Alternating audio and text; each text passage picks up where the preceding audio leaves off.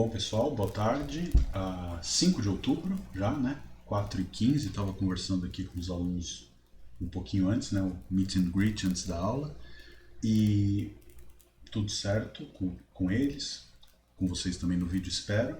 A gente vai seguir então com a nossa saga aí na teoria de superfícies em R3-NI, tá certo? E vamos continuar isso estudando as isometrias, tá certo? O pessoal deve estar todo mundo vendo a luzinha, né? O pessoal do vídeo e o pessoal no Zoom também. Então vamos lá. Rapidamente lembrando, né? A gente tinha uma função, vamos dizer, φ, entre duas superfícies. Era uma isometria quando, né? A gente definiu isometria e, analogamente, o conceito de isometria local, né? Se ela preserva a primeira forma, né? Ou seja, se a primeira forma fundamental calculada num ponto P da superfície M1 em qualquer par de vetores tangentes corresponde à primeira forma fundamental calculada no ponto φ de P na superfície M2 em quaisquer nos vetores tangentes correspondentes aqui, ou seja, o diferencial da φ no ponto P aplicado em V1, diferencial da φ no ponto P aplicado em V2, né? E a gente viu várias caracterizações para isometrias em termos dos coeficientes da primeira forma fundamental. Fizemos alguns exemplos, fizemos acho que um exemplo na aula passada, né? Eu mostrei que aquela projeção de Lambert do cilindro da esfera, menos 2 pontos, o polo norte e o polo sul, no cilindro era um difeomorfismo, que não era uma isometria, mas que, apesar de não ser uma isometria, era uma aplicação que preserva áreas, né? Então, regiões com área A são mapeadas por aquela função em outras regiões com área também igual a A.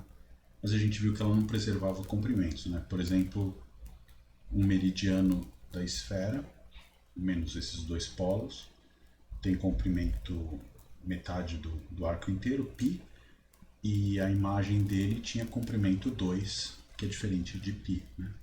Então, isso mostra que tem pelo menos uma curva ali para que o comprimento não é preservado pela função, portanto, já não é uma isometria, né? O segundo exemplo que a gente vai ver é uma isometria local, né? Vou chamar de 2, estava na aula passada. É uma isometria local entre o plano R2 e o cilindro como uma superfície do R3, né? Então, R2 e o cilindro, que é o produto do círculo unitário com a reta real, são localmente isométricos no R3. Eu vou exibir concretamente a isometria aqui, né?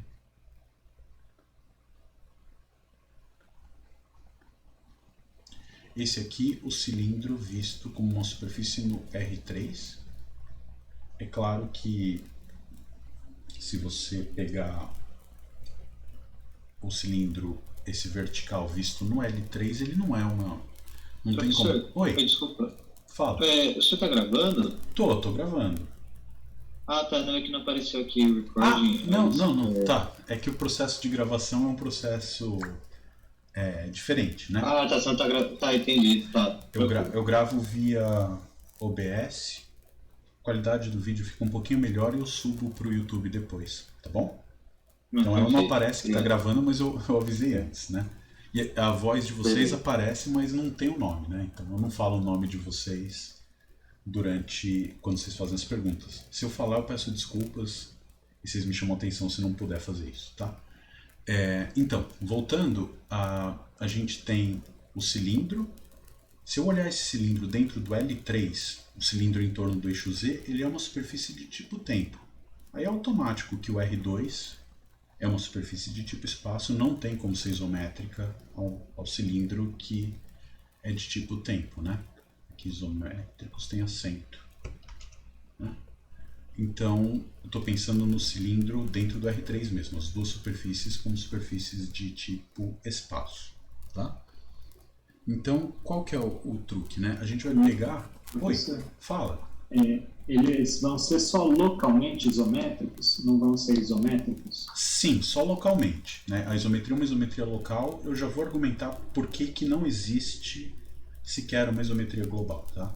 A que eu vou exibir é local e com um argumentinho topológico você prova que não tem... É impossível ter uma isometria global, tá?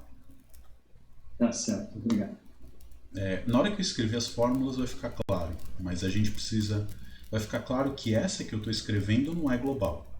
Mas por que não existe uma que seja global é outro, né, outro argumento. Então eu vou olhar para essa função aqui do R2 chegando no cilindro,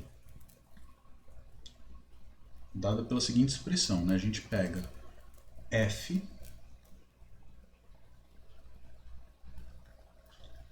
de uv como sendo simplesmente cosseno de v, seno de vu, tá? Essa é uma função que sai do plano R2 e chega no cilindro, né? O cilindro você vai escrever ele como sendo conjunto solução da equação x2 mais y2 igual a 1 no R3, e esse conjunto você parametriza desse jeito, né? Então essa f ela come um ponto do plano e devolve um ponto do cilindro parametrizado, né? Com alguma parametrização, tá? Então se você pega a ideia, né? Se for fazer um desenho, você tem o plano, porque como é que a gente definiu uma isometria, né? Eu vou ter uma função dessa superfície no cilindro,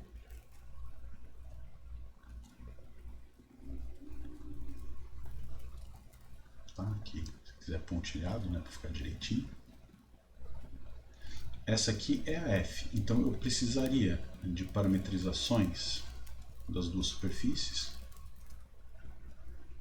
né? E aqui no caso, essa parametrização é a mais ingênua, mais tonta que você podia pegar, a própria função identidade, né? Sua identidade, ela parametriza o cilindro, ou, desculpa, parametriza o plano aqui, e aqui você pega x-til, a clássica, né? Exatamente a função que está ali em cima, né? Você pega cosseno v-til, seno de v-til, u-til, tá bom? Então você tem essas duas, e você tem a representação local, né, em coordenadas. Aqui está o eixo u-til, v-til.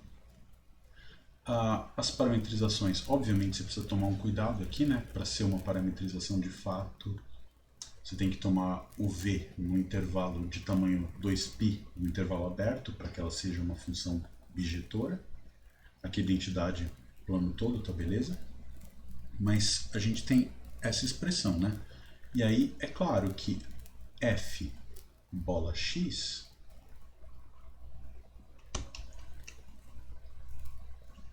calculado em UV é exatamente x-til calculado em UV, né? Então, grosso modo, se você compõe com x a menos 1 aqui, o que você tem é esse mapa aqui, que é o x-til a menos 1, bola f, bola x. Esse mapa é a aplicação de identidade, né? Tá certo? Passa o x-til pro lado de lá, você tem que x-til bola f, bola x no ponto UV é exatamente UV, tá? Então, essa aplicação aqui, por ser a identidade entre planos, é uma aplicação não singular, é um diffeomorfismo, que mostra que a f é um dífeo, né? Então, esse cara aqui, se você quiser chamar, vou escrever assim, né? Fazer a conta direitinho. X-til a menos 1, bola f, bola x, é a identidade, que é um dífeo, o que implica que f é um dífeo entre as superfícies, né? Tá certo? Então, a exigência é uma isometria se, aqui faltou na definição, né? Se φ é um dífeo,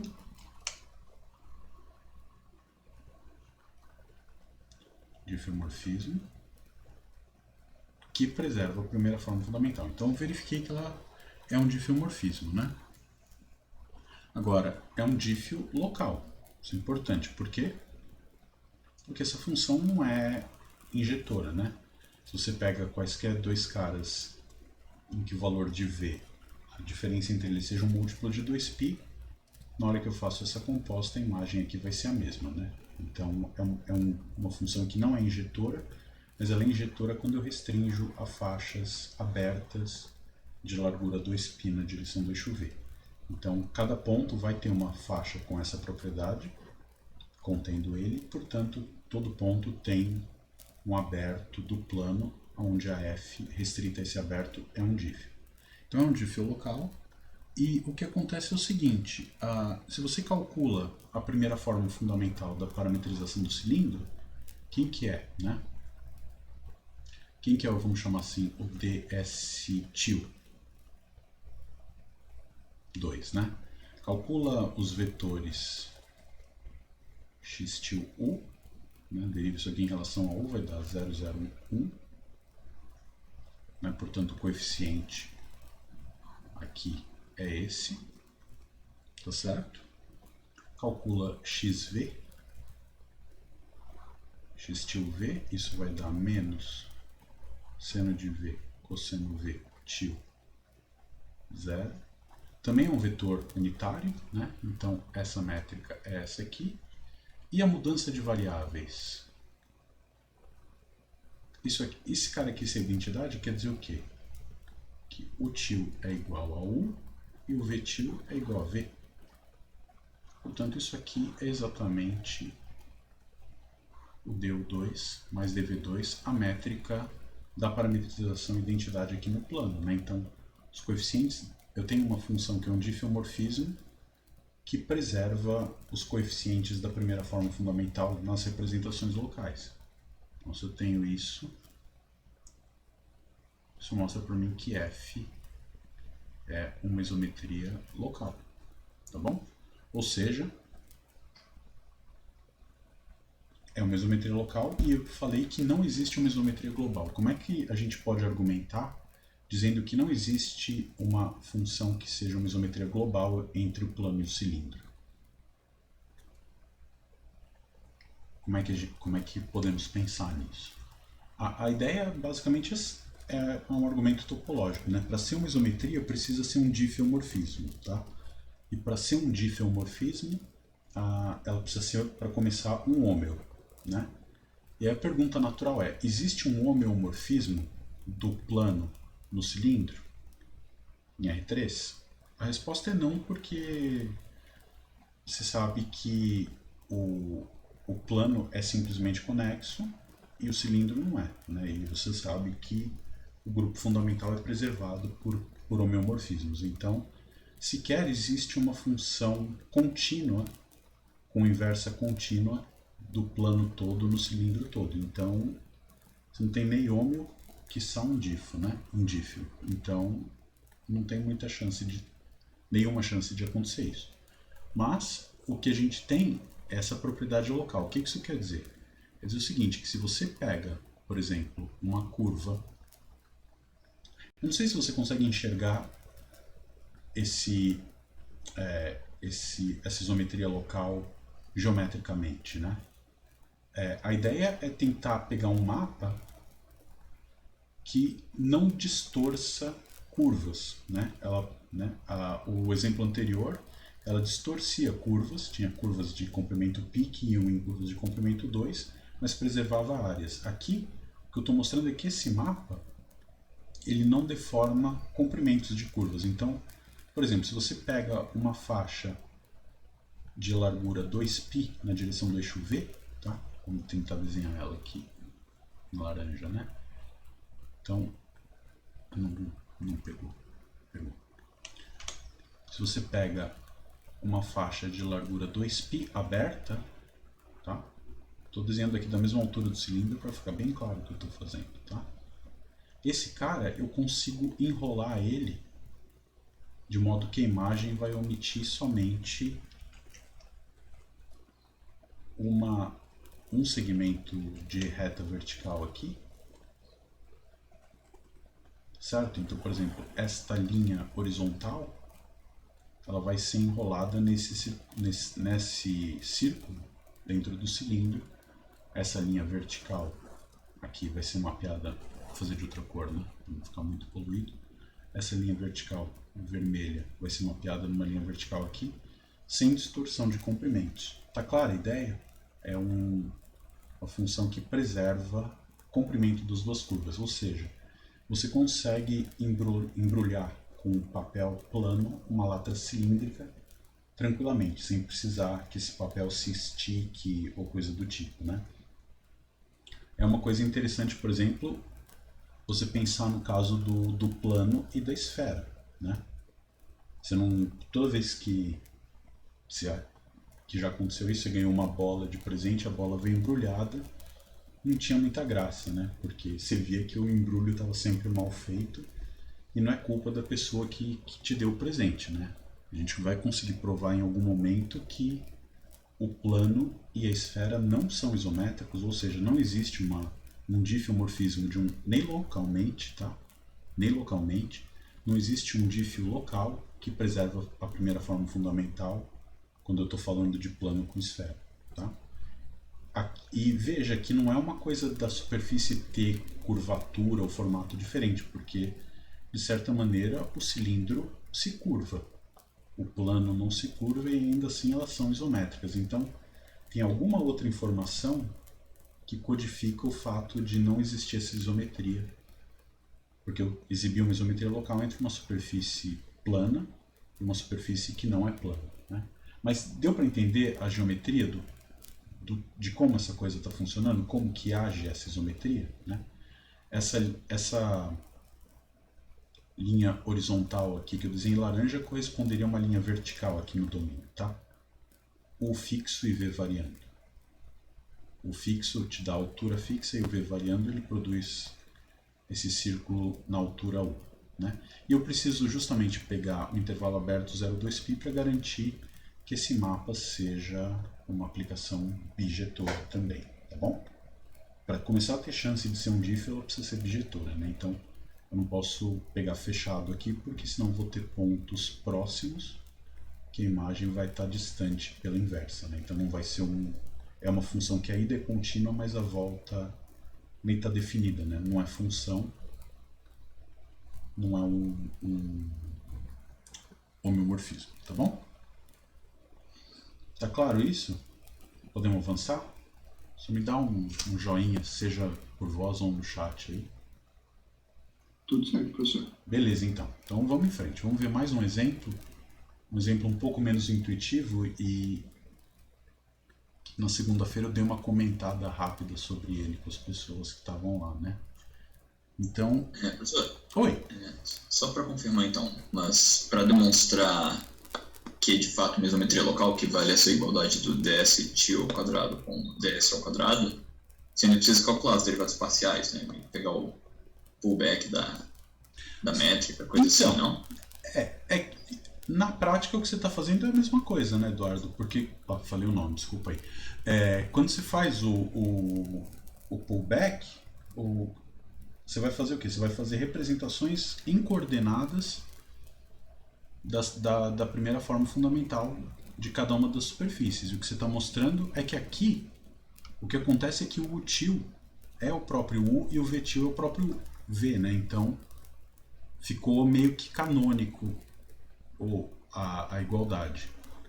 Mas se você fizer o pullback pela parametrização do produto interno do R3 nos pontos correspondentes, você vai ver que os coeficientes da forma quadrática, né, o que está na frente do du quadrado, que é exatamente o produto interno do xu pelo xu, vai ser igual nas duas parametrizações, em pontos correspondentes. O coeficiente que está na frente do du dv, que é o f, né, que é o produto do xu pelo xv, é zero nos dois casos, em pontos correspondentes. E a mesma coisa quando você faz o xv pelo xv, nas duas parametrizações o coeficiente em pontos correspondentes é o mesmo, né? Nesse caso, o E e o G são iguais a 1 e o F é 0. Tá bom? Então é exatamente a mesma conta. Certo. Mas ainda assim, para afirmar essa igualdade, você ainda está usando o x tio u e o x tio v, né? E vendo o produto interno deles para deduzir a expressão local da métrica. Da métrica, sim. Beleza. Isso, exatamente. Esse cara aqui, esse 1 que está aqui na frente do d, o tio, é a norma do xu tio, né? Que está na frente. Aqui faltou um quadrado. Ó, ainda bem que precisei revisitar, tem um 2 aqui, né? O dv quadrado, o coeficiente dele é a norma desse vetor. E o que está na frente do du é a derivada dessa aplicação de identidade aqui, né? X de uv sei lá, por exemplo, se você jogar isso no R3 como u,v,0, os vetores do xu é o vetor E1, x2 é o vetor xv é o vetor E2, tá? Então a conta segue desse jeito. Então vamos ver um outro exemplo, quer dizer, a gente tem a superfície que a gente chama de catenoide, né? O que é o catenoide? Você pega uma curva que chama catenária, que é o gráfico da função cosseno hiperbólica, e tem toda aquela história, né? Não sei se vocês conhecem, a catenária, ela é a curva que é descrita por uma corda solta, onde você deixa, quer dizer, você prende os extremos dela em alturas, por exemplo, a mesma, e você deixa o campo gravitacional agir, né? A pergunta é, por que ela cai desse jeito? E ela chama catenária da palavra latina catena, corrente, né? Então fica a forma de corrente, aquela que as pessoas põem na frente da garagem para você não entrar, né? Então por que é aquele formato? O formato do gráfico da função cosseno hiperbólico. Tem lá a história dos irmãos Bernoulli para deduzir. Um achava que era uma parábola e o outro achava que não era. Ganhou o que achava que não era, demonstrou que aquilo é o gráfico do cosseno hiperbólico. Você consegue deduzir isso usando equações diferenciais, né? Você define o problema fisicamente e você vê que a solução do problema é um cosseno hiperbólico. Então, tá, você pega essa curva, cosseno hiperbólico, vou colocar ela no plano, aqui tudo também no R3, tá? Você coloca essa curva no plano, por exemplo, YZ, tá? E eu rotaciono essa curva em torno do eixo Z. Então, se você rotacionar direitinho, bem melhor do que eu estou fazendo aqui, o que você vai obter é isso aqui, importantíssimo, isto não é o de Sitter, tá? Desculpa, aqui ele é exatamente o espaço de de Sitter, né? Você vai ter o de Sitter, o S21, não é o espaço hiperbólico, né? Você vai ter x² mais y² menos z² igual a 1. Então é o hiperboloide de uma folha, tá bom? E aí o que a gente tem? Esse cara... Peraí, eu falei... Tô confuso, né? Isto não é o espaço de de Sitter, tá bom? O espaço de de Sitter é o que satisfaz x2 mais y2 menos z2 igual a 1. Isso aqui é a rotação do gráfico do cosseno hiperbólico. Tá? Tem que ter muito cuidado com isso. Então, você pode obter o de Sitter como uma superfície de rotação, mas ela vai ser uma superfície de outra natureza, né? Então, esse cara, o que a gente vai fazer? Parametrizando ele como superfície de rotação, a gente vai escrever isso assim. O x. E aí você vai ver que ela não tem nada a ver com o de Sitter, como eu acabei de falar, né? Isso é cosseno hiperbólico de u, cosseno de v, cosseno hiperbólico de u, seno de v, e aqui v. U, né? U, isso. Ou seja, eu peguei o gráfico, o z como domínio, né? O y como função de z, e rodei o cosseno hiperbólico de u, u em torno do eixo z, com cosseno v seno v aqui nos eixos x e y. E aí o domínio, para fazer sentido aqui, você vai pegar o v, o u pode assumir qualquer valor real, né? E o V a gente pega intervalo aberto 0,2π para garantir que esse cara é uma função bijetor. Tudo bem? Então temos essa parametrização. A primeira forma fundamental dela, se você calcula, isso vai dar ds2, calcula o x1, né, vai dar seno hiperbólico aqui, e aqui 1. Então vai ficar uma coisa que vai dar 1 mais seno hiperbólico ao quadrado, e 1 mais seno hiperbólico ao quadrado a gente chama de cosseno hiperbólico ao quadrado. Então vai dar cosseno hiperbólico ao quadrado de u du, mais na segunda componente, quando você derivar em relação a v, vai ter o mesmo efeito, né? Você vai ter um cosseno hiperbólico ao quadrado e aqui 0. Então vai dar a métrica, e o cosseno quadrado, seno quadrado, cosseno hiperbólico também.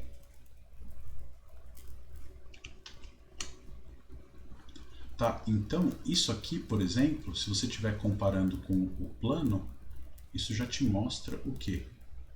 Que esta imersão, ela deforma comprimentos em relação ao plano nas duas direções. Se eu pego uma curva no domínio u igual a constante, né? Quando eu aplico nesse cara aqui, essa parcela morre, mas o comprimento aqui ele vai ser dilatado, né? Você sabe que cosseno hiperbólico ao quadrado de u é sempre maior ou igual que 1.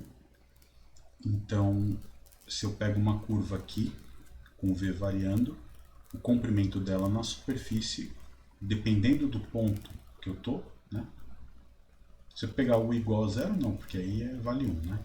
Mas se eu pego um ponto 0 diferente, de 0, o comprimento de uma curva vertical, você vai ter um fator cosseno hiperbólico de u agindo nesse comprimento. Então ela vai dilatar comprimentos. E a mesma coisa se eu pegar na horizontal, uma curva aqui, v igual a constante, essa parcela desaparece, mas o comprimento na superfície vai ser também dilatado pelo mesmo fator cosseno hiperbólico de u, tá bom? Então, isométrica ao plano, isso já mostra que o catenoide, mesmo esse cara, não é, né? Quer dizer, a função f, que tem como representação local a identidade, não é uma isometria entre o plano e o catenoide, né? Que mais? Então, e a gente vai pegar a outra superfície, que vai ser o helicoide, tá? Acho que catenoide já não tem mais acento, helicoide também não. O helicoide, como é que a gente construiu o helicoide? Você pegava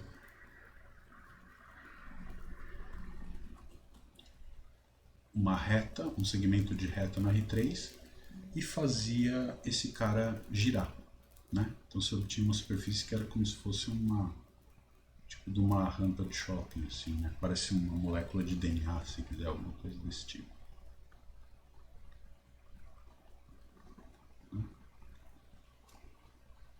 O desenho tá bem ruim aqui, mas esse treco vai aqui para trás. Eu fiz um desenho no computador, daqui a pouco eu mostro melhor para vocês. Mas pensa que é uma rampa de shopping, tá? Essa é uma superfície que não é uma superfície de rotação, ela é uma superfície que a gente chama de regrada. Em cada ponto dessa superfície passa uma reta. Então, superfícies com essa propriedade são conhecidas, chamadas de superfícies regradas. Tem uma generalização para isso, depois a gente pode ver. Mas, então eu tenho uma superfície de rotação, uma superfície regrada, e eu vou exibir uma isometria entre elas, tá?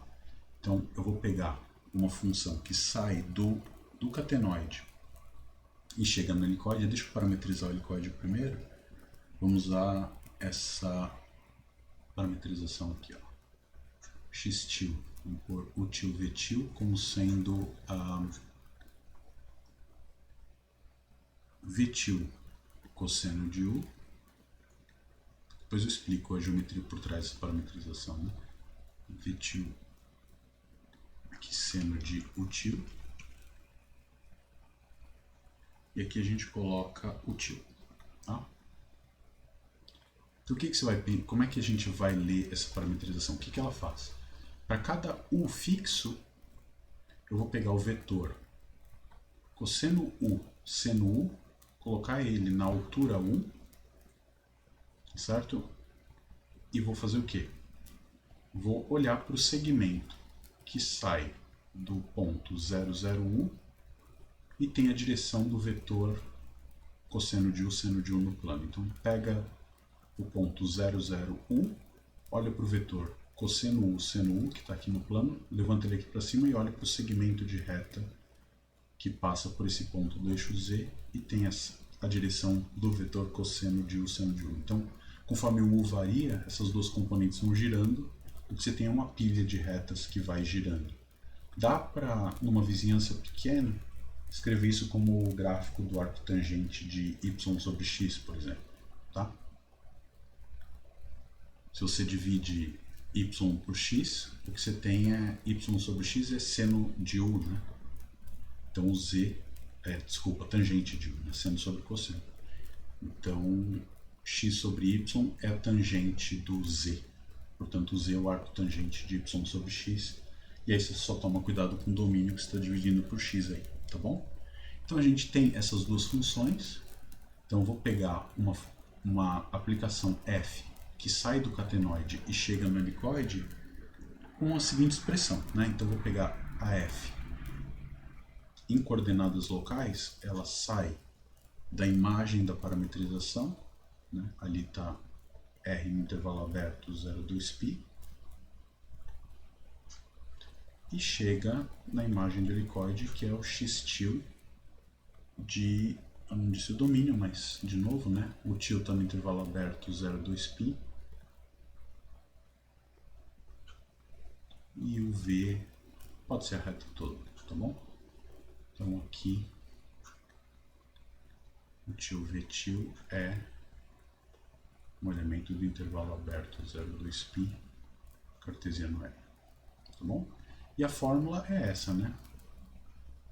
F de x de UV vai ser calculado explicitamente como a x-til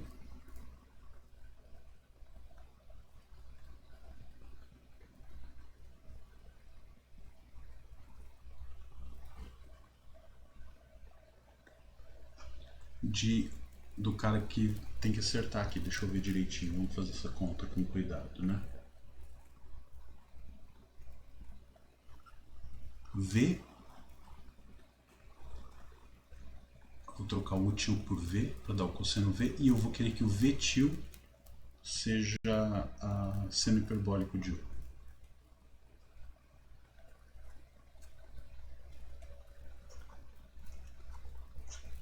Tá bom? Isso funciona, né? Como a função seno hiperbólico de U é uma função bijetora, o til que está aqui, desculpa, o V-til que está variando em toda a reta real, eu posso supor que V-til é seno hiperbólico de U para algum, né? U aqui está variando em toda a reta real, seno hiperbólico de U varia, cobre toda a reta também. Função V igual a seno hiperbólico de U é uma abjeção da reta na reta. Então, com essa parametrização, o que a gente vai ter, né? A expressão local, quem é a expressão local, né? De novo, se você olha para x-til a menos 1, bola F, bola X, isso aqui calculado no ponto UV, é o ponto U-til igual a V e V-til igual a seno hiperbólico de U, né? Bom, deriva, né? Calcula as derivadas parciais aqui e você conclui que esse cara é um dífio local, certo? E, portanto, a F, se a representação local é um difiomorfismo, a função entre as duas superfícies é um dífio local também. Então mostrei que essa função f já tem chance porque é um difiomorfismo entre essas duas superfícies. Para ficar bem preciso e bem claro o que eu estou fazendo, quando eu pego esse intervalo aberto, o que eu estou fazendo, né? Eu estou omitindo uma reta aqui. Uma reta não, né? Uma dessas catenárias, tá bom? Então vou deixá-la pontilhada aqui. que seria exatamente quando v igual a 0 ou v igual a 2π, né? Seria x igual a cosseno hiperbólico de u, esse aqui 0 e 1. Então eu estou omitindo a catenária que corta o eixo x aqui, tá? Então é a superfície menos essa curvinha, e aqui eu tenho o helicoide, e o que eu mostrei é um dífio local entre essas duas superfícies. Então beleza. Agora precisa mostrar a coisa de preservar a primeira forma, né? Então como é que a gente faz? Aqui é bem tranquilo, né? A gente tem que esse cara aqui é o til, tá bom? E esse cara aqui é o vtil, né? Então o que a gente tem?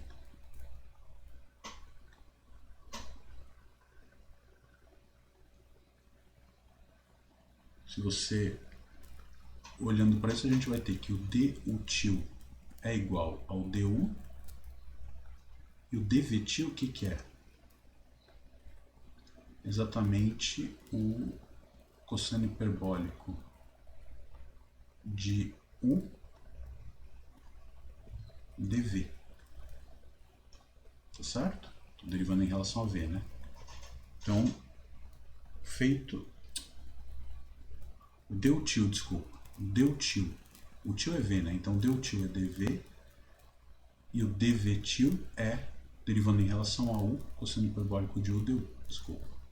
E aí o que acontece? Então eu tenho a expressão do dutil 2 mais o dvtil 2, tenho em coordenadas locais. Aqui eu não calculei quem são os coeficientes da métrica, né? Então vamos lá. Se você escreve, deriva esses caras aqui, né? Quem que é o xu til, né? Quem que é o x til derivado em relação ao til? Isso aqui vai dar. Bom, vamos por só a norma, vai? Acho que a conta é meio automática aqui, né? A norma desse vetor ao quadrado é o quê? Deriva em relação a 1, isso aqui vai dar v til quadrado e aqui vai dar 1, né? Então, esse cara é v til ao quadrado mais 1. Quem que é a norma do x til do v til ao quadrado? Derivando em relação a v, isso aqui vai dar 1. Tá certo? Então, como é que fica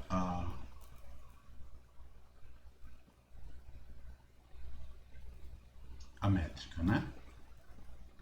Você vai ter na direção... achar um canto para escrever isso. O que é o ds2 til, né?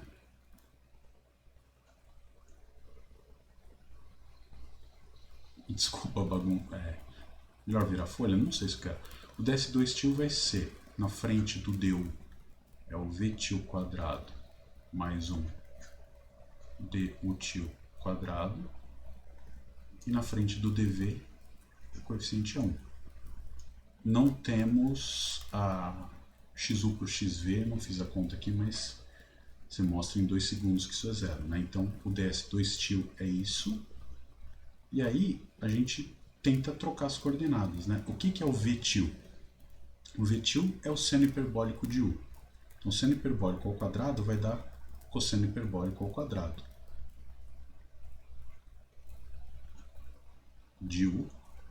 Aí quem que é o dutil? Dutil é o dv, né? Então isso aqui é dv quadrado mais...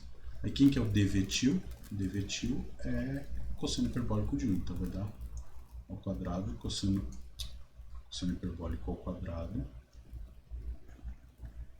de u du quadrado, que é a métrica da superfície do catenoide, né? Você calcula a norma do xu aqui, quanto que dá?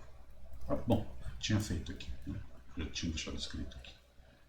Cosseno ao quadrado, cosseno hiperbólico ao quadrado na frente do du, cosseno hiperbólico ao quadrado na frente do dv, exatamente o que a gente obtém nas coordenadas u e v. Então, mostrei que nas representações locais, os coeficientes da primeira forma batem, portanto, os pullbacks do produto interno do R3 restrito ao espaço tangente coincidem, portanto, você tem uma isometria. Tá? Concretamente, o que essa isometria faz, né? Essa isometria faz o seguinte, pega uma curva coordenada, por exemplo, v igual a constante. Se você pega V igual a constante, você vai ter exatamente uma catenária aqui, né? Uma dessas. Então, essa função f, ela vai pegar essa catenária e levar no quê? V igual a constante, olha para a expressão da f. Quando eu faço V igual a constante, eu vou ter x-til de uma constante vírgula seno hiperbólico de u, né? Então, o que eu vou ter é uma reta. Vai ser uma dessas retas aqui, né? A segunda coordenada é a que está variando.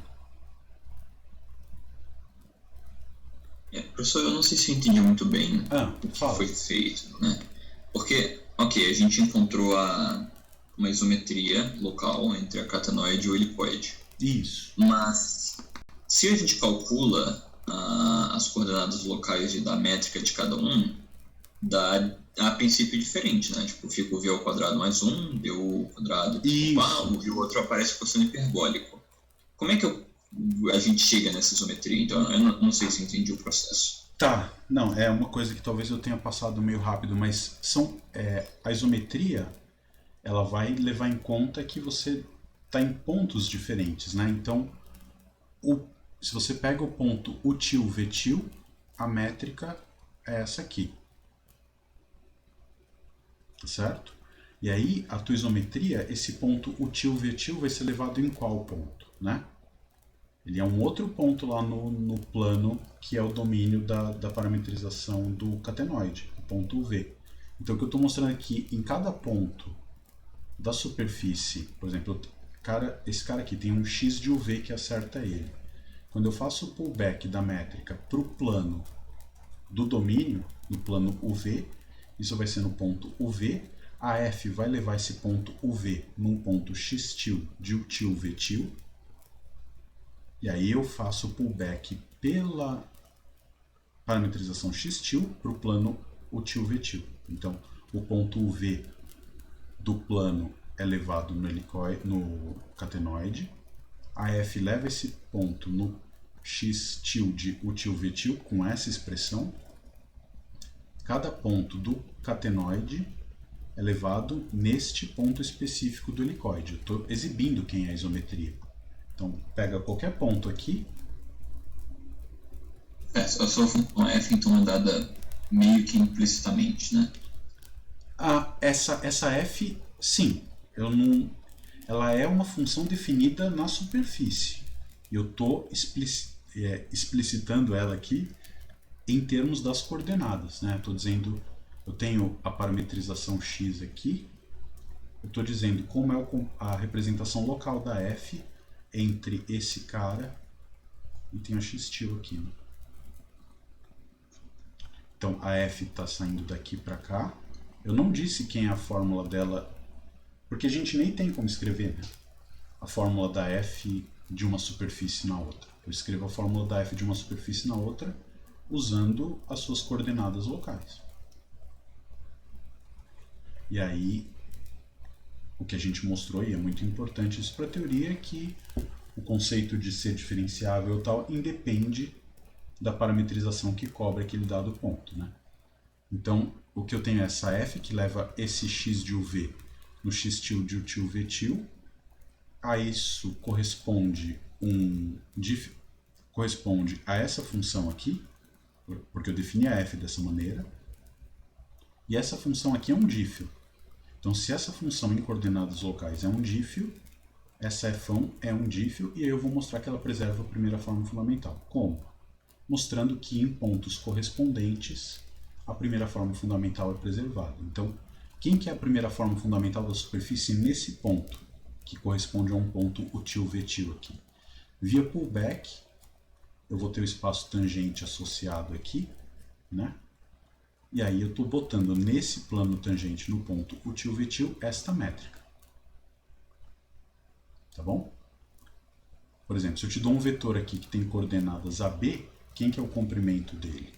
O comprimento dele vai depender do ponto onde eu estou usando. Vai ser, sei lá, se eu estou no ponto 1, 3, isso aqui vai ser 10 vezes a primeira coordenada ao quadrado mais uma vez a segunda coordenada ao quadrado. É a definição de pullback. Então eu estou puxando esse cara para cá. Então os coeficientes nas variáveis util, vetil da representação local do pullback da métrica do R3 para o plano através da imersão X, são essas coordenadas locais, essa expressão local. A expressão local do pullback do catenoide para cá, vou ter um ponto UV, mesma história. Quanto que é o comprimento aqui? Ah, aqui ficou bom, né? Bom entre aspas, porque as duas coordenadas estão multiplicadas pelo mesmo fator. Isso a gente vai ver que é uma coisa importante que chama conforme, né? É uma imersão conforme, ou seja, ela não preserva ângulos, mas ela não preserva comprimentos, mas ela vai preservar ângulos, né? Então, dois vetores com um ângulo θ aqui, a imagem pela diferencial vai ter um ângulo θ lá também, porque vai ter o mesmo fator multiplicando todas as entradas do produto escalar. Então cancela tudo. Beleza. Mas o ponto é esse, eu estou com a métrica aqui, puxei para cá, então, sei lá, se eu estou no ponto UV igual a 3, 4, eu vou pegar um vetorzinho aqui. Quem vai ser o comprimento desse vetor? Que vai corresponder a um vetor tangente aqui pela dx. O comprimento desse cara vai ser cosseno ao quadrado de 3, acho que era o número que eu falei, vezes a primeira coordenada ao quadrado, mais o mesmo cosseno hiperbólico vezes a segunda coordenada ao quadrado. Então, tenho a expressão local em termos de parâmetros U e V do pullback da métrica. E o que a gente mostrou? Que a expressão local relaciona as coordenadas Vtil e Util com as coordenadas U e V. Então, o que você mostra, nesse caso, em termos de coordenadas locais, o ponto Vtil, o ponto Util-Vtil, corresponde ao ponto UV, mediante essa isometria. Então, Vtil ao quadrado mais 1, por conta dessa expressão explícita em coordenadas locais, é exatamente o cosseno hiperbólico ao quadrado.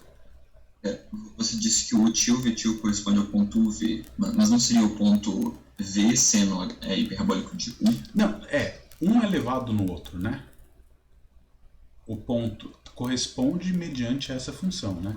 O ponto UV do plano é elevado no ponto V seno hiperbólico de U. Então, tá, eu tô omitindo o cara aqui, você tem razão, né?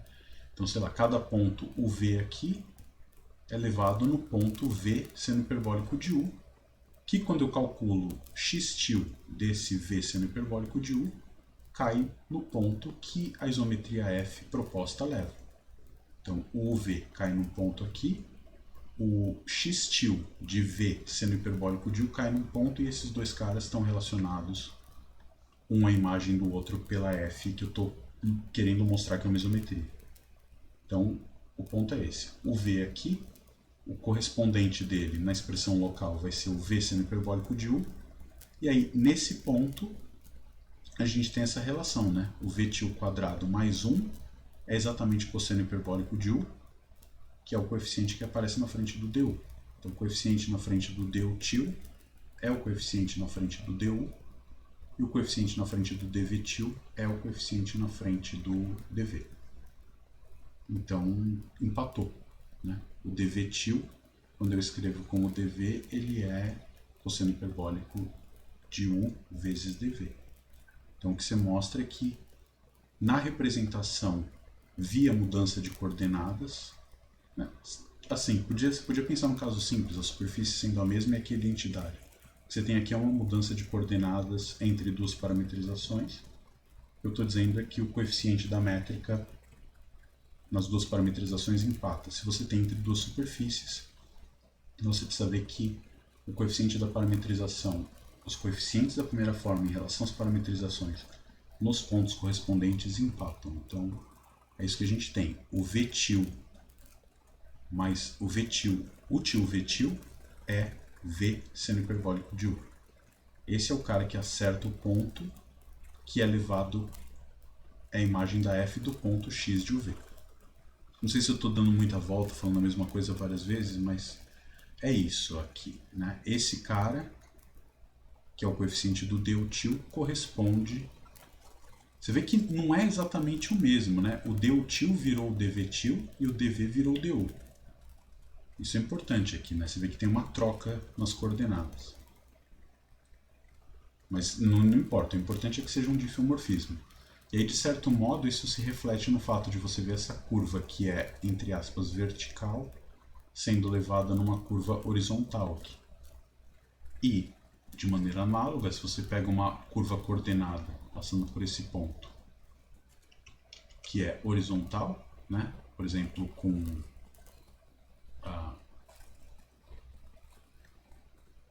no caso aqui, u igual a uma constante, né? Essa curva vai ser levada exatamente numa curva que passa por esse ponto aqui, que vai ser uma hélice, tá bom? Então, o desenho está meio confuso, mas eu fiz o desenho da superfície em matemática e acho que deve ajudar vocês a visualizar. Deixa eu colocar para o pessoal no vídeo e para vocês também. Acho que vocês estão vendo aí, eu desenhei o catenoide abertinho de propósito, tá? Então você consegue ver cada uma dessas catenárias, que é a rotação do catenoide, vai ser levada numa dessas retas. Então, por exemplo, esse cara que abriu aqui, esse cara é levado nessa reta aqui em cima, esse outro vizinho dele, entre aspas, essa outra catenária vizinha está aqui embaixo, e esses círculos são todos levados nessas hélices. Tem uma animação que dá para fazer, onde você vê essa deformação dentro do R3 mesmo, né? Então você tem uma superfície, o catenoide, sendo deformado no helicoide via isometrias, quer dizer, então uma família é um parâmetro de superfícies onde todas elas são isométricas entre si e você consegue ver direitinho essa deformação. Se me der 2 segundos, eu vou tentar abrir o... como chama isso? Navegador, olha só. Dá só um minutinho, tá? Deixa eu abrir aqui um navegador e vou mostrar essa animação para vocês. Ela tá pronta no Wikipedia. Nós temos um monte de mensagem no chat, deixa eu aproveitar e ver isso. Quando compartilha a tela não aparece direito, né?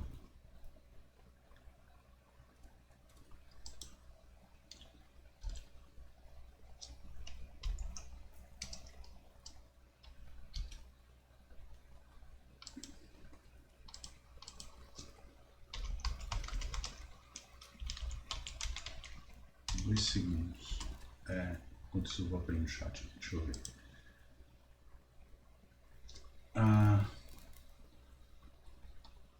Peraí. A gente omite peraí, tem um monte de palavras aqui, um monte de frases, deixa eu ver. Professor, intervalo aberto 0,2 π devia ser semi-aberto? Então, a pergunta a gente pega aberto, uma colega respondeu aqui exatamente. Você usa o intervalo aberto para omitir um meridiano e garantir que a função é bijetora entre si. A função f lá é bijetora com a sua imagem, né? Senão você vai ter uma coisa que não é simplesmente conexa, né? E se você deixa o catenoide completo, ele vai chegar no helicoide complicado. Então, se você deixar o intervalo fechado ali, a tua função não fica bijetora, grosso modo, tá? Então, omitir uma linha, isso é uma coisa que é ok também. Essa pergunta é muito boa, né? Se você omitir uma linha, quer dizer o quê? Que você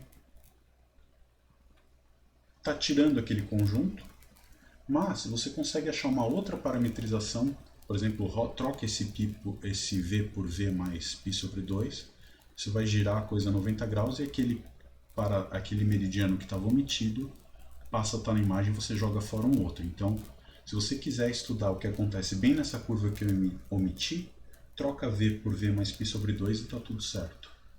Tá bom? Aí você vai cobrir aquele ponto e vai ver que a estrutura local é exatamente a mesma. Acho que eu encontrei a superfície que eu queria mostrar para vocês. Deixa eu ver se eu compartilho a tela aqui.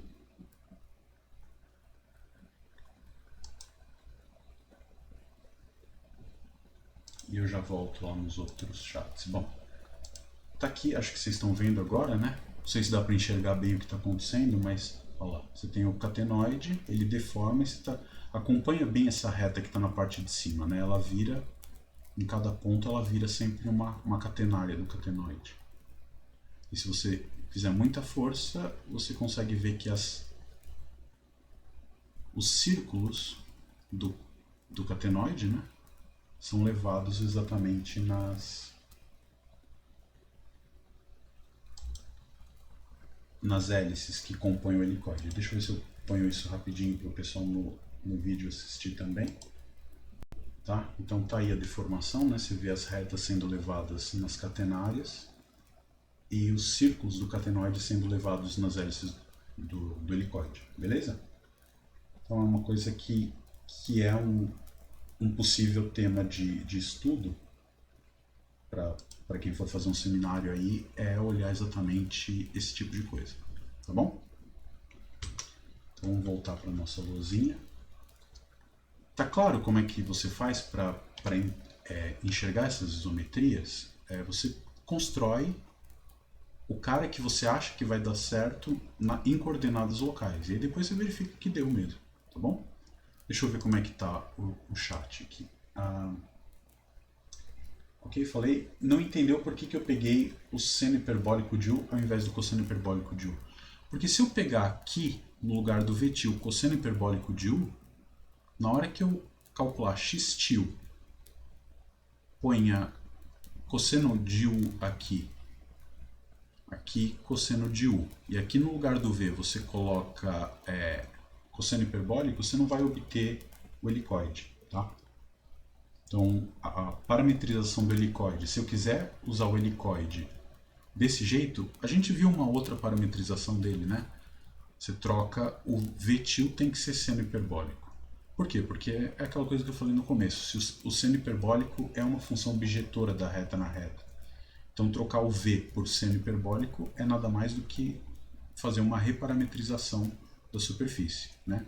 Dado qualquer número real VTIL, né? O VTIL está em R, dado qualquer número real VTIL, existe um U tal que VTIL é igual a seno hiperbólico de U. E já não é verdade isso se eu faço com cosseno hiperbólico, né? Cosseno hiperbólico é um número que é sempre maior ou igual que 1, então não vai ter uma abjeção. Tá bom? Então, isso matou a outra pergunta. Como essa representação da métrica por DS se relaciona com o produto interno que definimos na superfície? Essa é a história do pullback, exatamente, né? Que a gente tinha falado antes. Aí tem um link para o Facebook aqui, eu não sei. Facebook não é uma coisa boa para você linkar, porque de vez em quando ele para de funcionar, né? E mostra que as pessoas podem ser bem mais felizes quando ele não está no ar. Então, essa é outra coisa, mas tudo bem. A métrica, eu acho que você deve estar falando dessa animação que eu acabei de mostrar, né? Então, a métrica, o DS, é essa história. Quer dizer, o DS, eu estou olhando ele como o pullback da métrica do R3, do produto interno do R3, para o plano tangente da superfície, tá bom? Então o DS2 é esse pullback. Em cada ponto UV, quem que é o DS2 do ponto UV? Eu vou calcular isso num vetor, isso vai me dar o comprimento desse vetor, que é o vetor tangente ao domínio no ponto UV, que ele vem via pullback, ou pode ser empurrado via push forward, pela diferencial da x para o espaço tangente à superfície. Então, eu puxo a métrica do ambiente restrita ao espaço tangente da superfície para o plano que a parametriza. Tá bom? Aprender a aplicar isso, você vai aprender bastante, vai ter bastante chance nos exercícios que eu vou colocar. E eu acho que é importante você ter essas coisas na cabeça, né? Se você não viu direitinho o que é um pullback, tenta... Tem aquelas aulas, eu não sei se elas estão muito boas e didáticas o suficiente, mas o ano passado eu dei o curso de cálculo integral, eu fiz isso nas aulas. Eu acho que já foi a parte que foi remota, então deve ter lá o conteúdo. E aí você dá uma olhada e, como sempre, né? Se tem alguma coisa que não rola, escreve para mim, a gente conversa nos plantões da segunda-feira se precisar. Tá bom? Beleza. Precisa de claridade aqui. Vamos lá, vamos em frente então. Esse tipo de deformação que eu mostrei para vocês, do catenoide no helicoide, é o caso particular de o que a gente chama de família associada a superfícies mínimas. E isso é uma coisa que podia ser um tema bem bacana de seminário, né? Estudar as famílias associadas a toda a geometria diferencial, o que fica invariante, o que muda, o que não muda ali, tá? Isso junto com representação de superfícies mínimas usando variáveis complexas é um tema bem legal também. Curto, tranquilo e bem compatível com a disciplina, né? Então tá, a última observação que a gente tem para fazer sobre isometrias, que eu acho que é importante também, é o seguinte, né?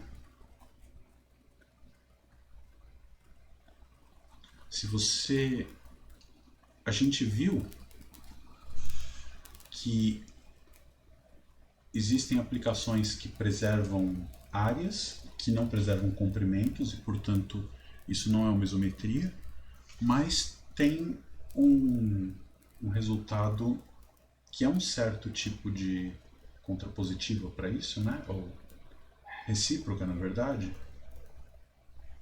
que é o seguinte: se você tem uma aplicação que preserva uma função entre duas superfícies que preserva o comprimento de quaisquer curvas em uma e a sua respectiva imagem na outra, então, se esse comprimento é preservado, a tua função é uma isometria, né? Então, resumindo, se você tem M1 e M2 superfícies em R3Ni regulares e φ de M1 e M2, um dífio local, tal que, bom, primeiro de tudo ele precisa preservar o tipo causal, né? Porque comprimento, tem que tomar um cuidado aqui. A gente viu que o comprimento de uma curva você vai sempre integrar o módulo, né? Dentro da raiz quadrada. Então, se era negativa, se era uma curva de tipo tempo, o alfa' por alfa' negativa, na hora de calcular o comprimento, a gente pegava a integral do módulo, da raiz quadrada do módulo disso. Então, poderia ter uma isometria que pega uma curva de tipo tempo e leva em uma curva de tipo espaço de mesmo comprimento. Mas isso não vai ser uma isometria porque a diferencial não é preservada, né? Ela vai levar um vetor de tipo espaço num vetor de tipo tempo e vice-versa. Então, não funciona. Então, eu preciso que a φ é um dífio local que preserva tipo causal de vetores tangentes, né? Vou escrever isso melhor, né? Quem preserva não é a φ, mas sim a dφ, tal que dφ preserva o tipo causal de vetores tangentes.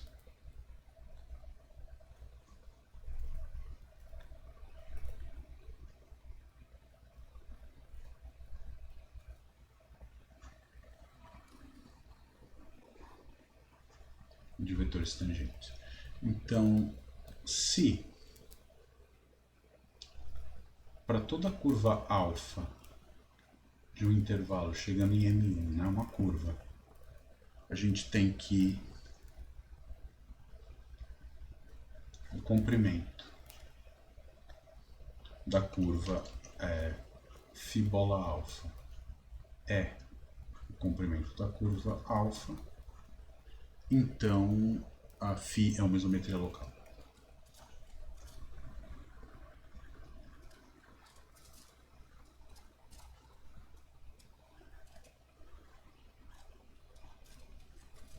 Bom, a demonstração disso é meio que automática, né? Você sempre pode, se ela preserva o comprimento de todas essas curvas, ela vai preservar a diferencial, vai preservar comprimentos, né? É basicamente um exercício de regra da cadeia, então acho que não precisa demonstrar, tá bom? Então é um critério útil, né, do ponto de vista teórico, se você sabe que uma aplicação entre duas superfícies preserva o comprimento de todas as curvas de uma superfície, então essa aplicação é uma isometria. Então, é aquela coisa, toda isometria preserva comprimentos, preserva áreas. Tem aplicações que preservam área, mas não preservam comprimentos. Agora, se a aplicação preserva o comprimento de todas as curvas, então ela é uma isometria. Tá? É um tipo de volta. Né? Se é uma isometria, preserva comprimentos de qualquer curva, e se ela preserva o comprimento de qualquer curva, então ela é uma isometria. Agora a gente dá um passo numa outra direção, né? Que é estudar o formato da superfície. O que a gente acabou de ver é que superfícies que absolutamente não se parecem quando vistas como elementos do R3, para um habitante de cada uma dessas superfícies ele não percebe. Quer dizer, o que eu quero dizer com isso é assim: suponha que você está aqui, você vem de... O cara é um habitante do catenoide. Ele compra um barbante de 1 metro. Se ele leva esse barbante para um outro planeta, que é o planeta helicoide, lá o barbante vai continuar medindo 1 metro se ele usar essa função aqui, F, para transportar. Tá? Então, o cara que vive na superfície, ele não sente nada se você está entre duas superfícies isométricas. Né? Duas superfícies isométricas, o habitante da superfície não percebe nada. Comprimentos e ângulos vão ser sempre iguais. Ou seja, se eu desenho um triângulo retângulo, o que quer que isso seja aqui, quando eu levar pela F, o que eu vou ter aqui vai ser um triângulo retângulo. Tá? Depois a gente vê o que é um triângulo em cima de uma superfície, mas tá bom. Esse aqui é o ponto. Agora, eu, que estou num disco voador vendo os dois planetas de longe, percebo que eles são bem diferentes. Né? Se você pensar, essa superfície não é simplesmente conexa, essa aqui né? Se você deixar o V cobrir toda a reta. Né? No caso, o parâmetro... Deixa eu ver, eu estou aqui com o x-til. O V cobrindo toda a reta real, você vai, né, ter uma superfície regular, bem comportadinha, e tudo bem, né? Então, tem uma superfície que não é simplesmente conexa, outra que é simplesmente conexa, e como é que faz? Elas são isométricas, né?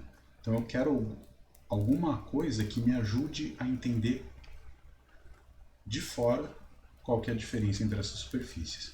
E o que vai fazer isso vai levar a gente a estudar um conceito que a gente chama de segunda forma fundamental, tá? Que basicamente vai ajudar a gente a estudar como o plano tangente varia de um ponto para o outro. E isso já me diz como é o formato da superfície, né? Se eu estudar como o plano tangente varia de um ponto para o outro, vai dizer mais ou menos como a superfície se curva e como eu enxergo essa curvatura se eu estou fora da superfície. Se eu sou um habitante do R3 e vejo a superfície, estudar como o plano tangente varia de ponto a ponto vai me dar uma ideia de como é o formato dessa superfície. E uma coisa que você percebe rápido é que, como eu estou olhando para superfícies no R3, estudar como varia o plano tangente em cada ponto é a mesma coisa que estudar como varia o vetor normal a esse plano tangente em cada ponto da superfície. Se a codimensão for maior, aí é outra história, né? Se eu estou com uma superfície dentro do R4, eu tenho duas direções perpendiculares linearmente independentes. Então eu tenho que estudar mais coisa, não é só estudar a variação de um campo normal. Eu tenho então que estudar como varia o plano tangente e como varia o plano normal. Se sobrar um tempinho, eu faço uma aula sobre essas coisas em contexto mais geral, né? Mas aí é bônus, né? Só se vocês forem bem comportados, aí ganha presente. Sei lá se é presente ou se é tortura, né? Mas pode ser uma coisa que a gente faz aí. Tá? Então, para estudar isso, a primeira coisa que a gente tem que ter em mente é definir direitinho o que é esse campo normal a uma superfície, né? Então, eu vou pegar a minha superfície aqui no R3 Ni, tá? Eu vou pegar elas sempre orientáveis, tá? Porque senão eu não vou ter esse campo normal unitário globalmente definido. é fato que se você se restringe a estudar coisas locais, toda superfície localmente é orientável. Se ela for uma superfície regular, uma vizinhança de cada ponto vai ter um campo normal unitário em cada ponto desse aberto, né? Então, beleza. Mas aqui a gente define o que vamos chamar de aplicação normal de Gauss, né? Então, se você tem M, uma superfície em R3 regular e não degenerada, aqui é importante o não degenerada, por razões óbvias, né? Se ela for degenerada, isso quer dizer que o plano tangente é um plano de tipo luz, e aí o complemento ortogonal dele não é perpendicular a ele, né? Um vetor que está no complemento ortogonal de um plano tipo luz, a gente sabe que esse vetor normal junto com a base do plano não dá uma base para o espaço inteiro, né? Então, só pode repetir brevemente. Desculpa, você pode só repetir o que significa ser não degenerado mesmo? Não degenerada é dizer que a métrica restrita ao plano tangente à superfície é não degenerada. Certo, isso quer dizer que a superfície não é de tipo luz. Não é de tipo luz, exato. O plano tangente em cada ponto, a restrição da métrica é ou indefinida ou definida. O radical é zero, né, se você quiser pensar assim, tá bom? Então, uma superfície que não é de tipo luz. Regular e não degenerada, então uma aplicação de Gauss, né, tem duas, no princípio, você pode escolher sempre. Já vou dizer por quê. Bom, você tem um vetor normal, você tem outro que é o oposto dele, né? Então, você escolhe uma e trava nela, tá? Então, uma aplicação normal de Gauss.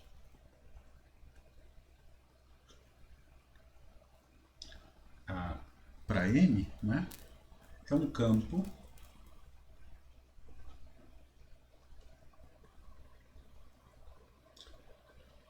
suave, né? Lembra que para ser orientável só precisa ser contínuo, mas se a superfície for regular, você prova em duas linhas que se tem um campo contínuo, tem um campo suave que é perpendicular. Um campo suave de vetores normais, vamos chamar essa aplicação de N, né? Ela sai de N e chega no R3 campo suave N de vetores normais e unitários. Tudo bem? Né? Isso quer dizer o quê? Que então essa N ela vai pegar, em princípio, ela está chegando no R3 só por um capricho, né? Daqui a pouco eu digo melhor onde ela está. Você vai pegar cada ponto P da tua superfície e vai produzir um vetor com 3 coordenadas, por isso que eu estou dizendo que ele está no R3 mas eu vou dizer que esse cara, o fato dele ser normal à superfície quer dizer que ele está no TPM perp, tá? No nosso caso, a gente tem muita sorte do TPM perp ser um espaço vetorial de dimensão 1. Né? Agora, o fato dele ser unitário te diz muita coisa, né? O que é um vetor unitário no R3 né? Então, por exemplo, se o Ni for 0, ou seja, se eu estou no R3, esse vetor normal ele pertence à esfera unitária mesmo, clássica, né? Redondinha, esfera S2 de raio 1. Se o Ni for 1, aí tem dois casos para estudar, né? Se M for de tipo espaço, o que vai acontecer? M ser de tipo espaço quer dizer que o TPM é um vetor de tipo espaço, é um subespaço de tipo espaço, então TPM perp é um subespaço de tipo tempo, com dimensão 1. E aí isso vai me dizer o quê? Eu vou ter que o meu vetor N é um vetor de tipo tempo. Um vetor unitário de tipo tempo mora onde?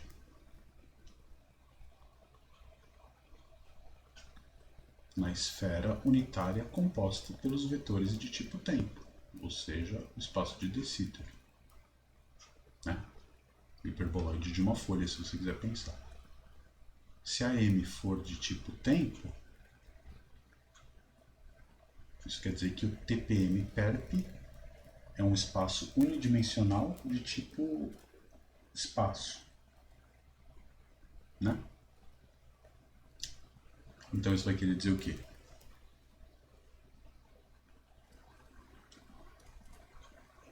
Que meu vetor normal ele vai morar no hiperboloide de duas folhas, né? Vamos dizer assim. Aí você escolhe, dependendo do campo normal que você escolher, você escolhe.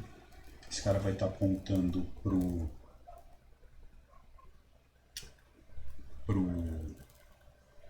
a folha de cima do hiperboloide ou a folha de baixo, tá bom? Então é isso. E a gente define, né, a epsilon. Lembra que a gente tinha os indicadores das curvas, né?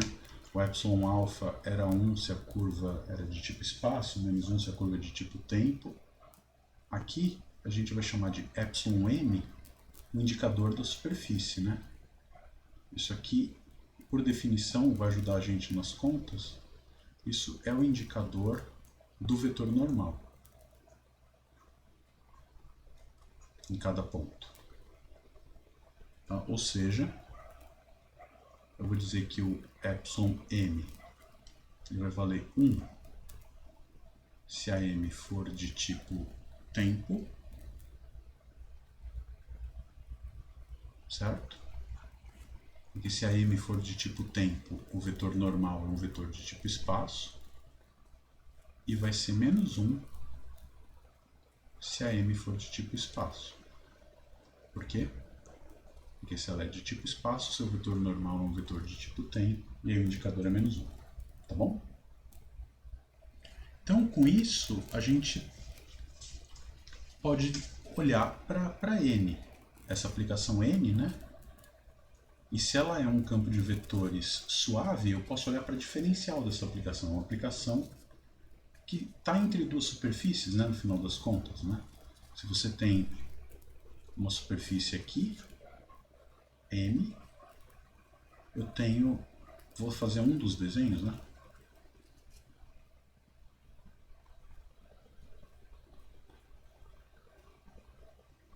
Eu pego aqui num ponto P, vou ter o vetor normal essa superfície, eu olho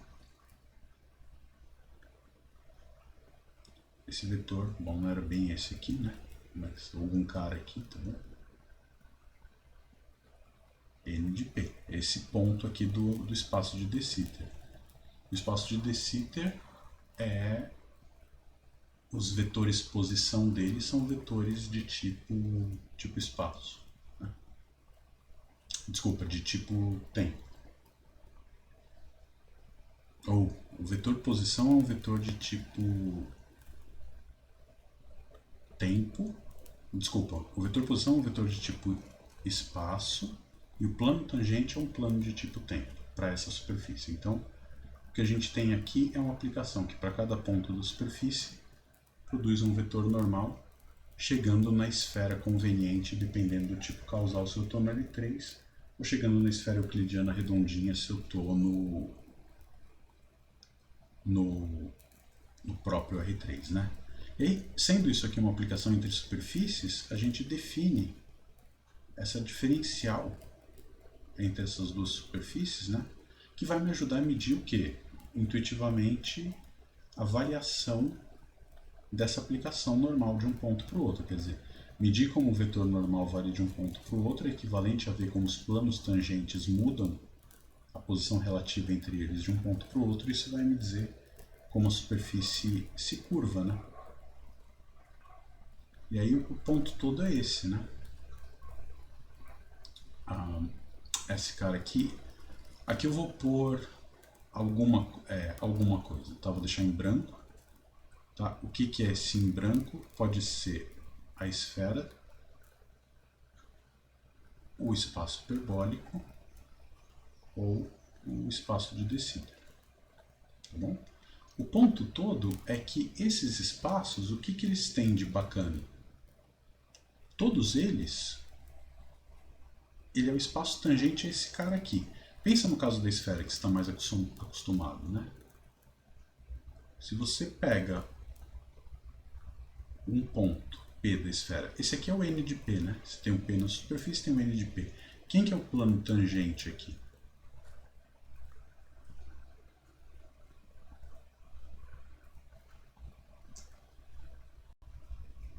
Esse plano tangente não é exatamente o complemento ortogonal do vetor posição? É, né? E quem que é o plano tangente à superfície aqui? É o complemento ortogonal do vetor normal, né?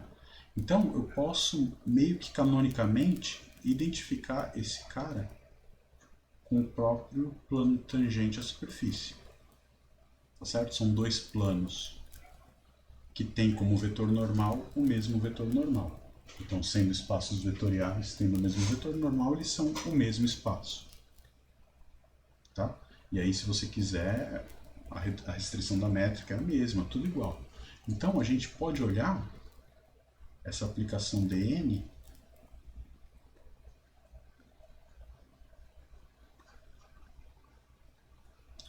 como um operador linear, né, diferencial de uma aplicação de superfície em outra, é um operador linear, e esse cara aqui eu vou olhar como um operador linear em TP de M.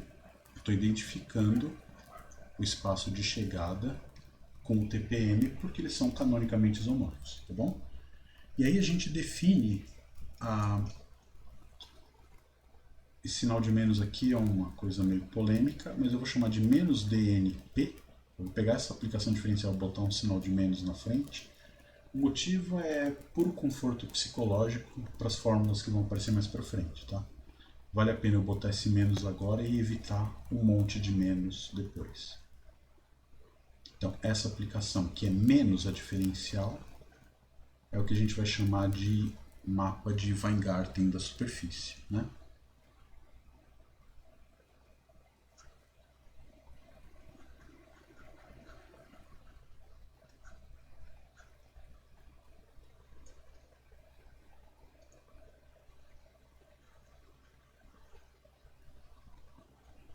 Então, estudar esse cara é uma coisa que ajuda a gente a entender o shape da superfície dentro do R3. Ou seja, coisas que dependem não só da métrica interna ou intrínseca à superfície, mas coisas que dependam de como essa superfície está imersa no ambiente, né? Então, um primeiro resultado que a gente tem nomes, né? Às vezes o pessoal chama isso de shape operator, né? Você encontra na literatura esse nome. E esse nome já diz muito porque que é assim, né? Ele é o shape mesmo. Ele conta pra gente como é o shape, o visual da superfície no ambiente, tá?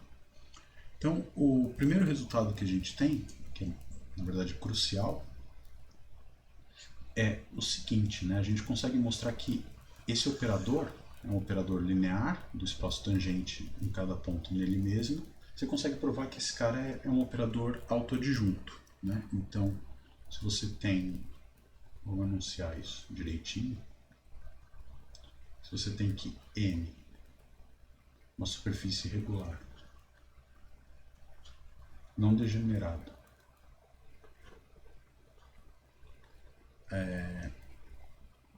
e N, uma aplicação de Gauss,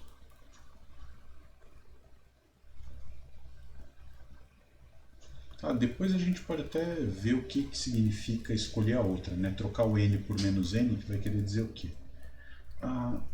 Pouca coisa, tá? Só muda um pouquinho a interpretação do sinal de certas curvaturas que a gente vai ver mais pra frente, mas tudo bem, né? Então, uma aplicação de Gauss para N. Então,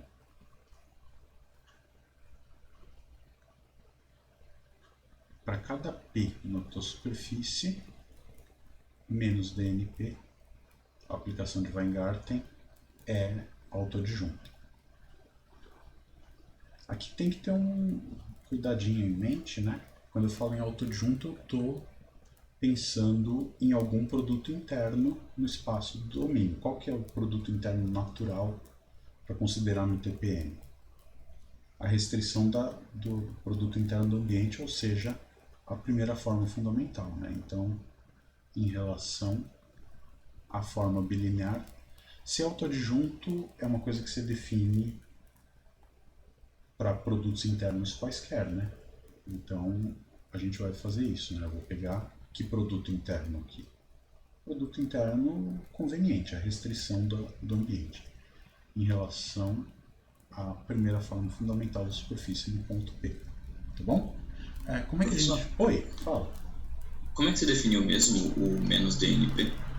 O menos DNP é a diferencial da aplicação vetor normal. Certo. Tá? Em cada ponto, pega um ponto da superfície, supõe que está dado uma orientação local para ela. Então você pega um ponto, numa vizinhança vai ter um campo normal, a aplicação de Weingarten é a diferencial desse vetor normal em cada ponto. Tá bom? E aí tem toda essa discussão que a gente fez do porquê que eu posso olhar ele como um operador de um espaço nele mesmo, né?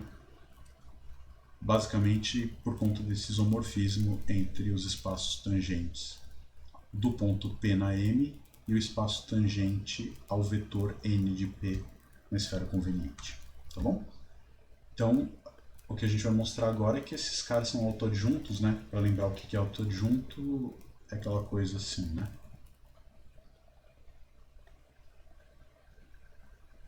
Deixa eu mostrar que o T pula de um lado para o outro no produto interno. Então, vamos tentar fazer essa conta. Oi. Eu não entendi isso em relação à primeira forma fundamental. Então eu não vou mais apagar o que eu escrevi. Eu ia apagar aqui. O que é um operador se autoadjunto? Né? Você tem T, um operador de um espaço vetorial no espaço vetorial. Para falar em autoadjunto, eu preciso ter uma forma bilinear nesse espaço, tá certo? Não degenerada. Então o que vai acontecer? Eu vou dizer que um cara é autoadjunto no espaço, você tem V, um espaço vetorial, munido dessa forma bilinear. Eu vou dizer que T é autoadjunto em relação a este produto, se essa propriedade vale, né? Você pega, sei lá, pega V como sendo o espaço das funções contínuas de um certo intervalo AB na reta. Né? Você tem um produto interno aqui, que é a integral de A até B, daquela coisa toda, F vezes G. Aí você fala, bom, o que é um cara se autoadjunto? Se autoadjunto é dizer isso aqui, né? PFG é igual a FTG. Então o que você está dizendo é que o DN vai ser autoadjunto em relação ao IP, né? Isso, a essa forma é a forma bilinear que eu tenho definida no espaço tangente ali, tá bom? Beleza? Então é isso, a gente precisa mostrar, só que esse cara a gente sabe quem é, né? Esse cara é o produto interno do R3Ni. Então o que eu preciso mostrar? Que quando eu pego esse operador e olho o produto interno do R3Ni, a coisa funciona bem, quer dizer, ele pula de um lado para o outro. E basicamente a conta é a seguinte, né? É fazer a conta mesmo, né? Usar aqui um dos teoremas fundamentais da geometria diferencial, que é não sabe o que fazer, deriva, né? Então você tem x, vamos pegar uma aplicação, uma parametrização local, né?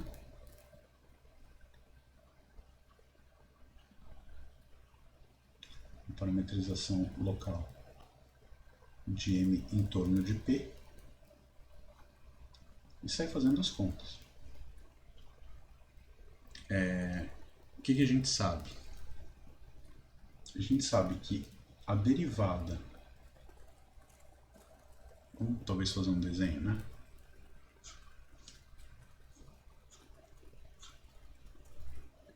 Você tem a parametrização da superfície e tem a aplicação normal. Eu não vou nem mais desenhar onde ela chega porque é alguma coisa aqui. Vamos pensar aqui na R3, vai. Então, o que eu tenho? Eu tenho cada ponto o V, eu tenho o meu ponto P e eu tenho aqui a N de P. Eu posso escrever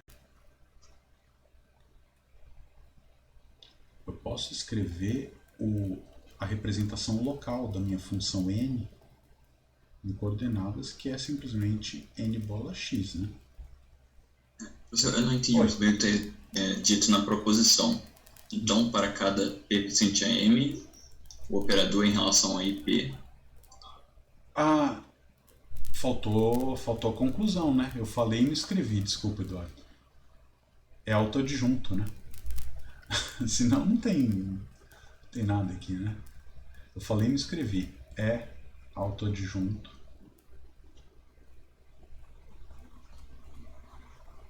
em relação àquela forma bilinear, tá bom? Obrigado. Se eu tivesse dito isso, não compila a frase mesmo, né?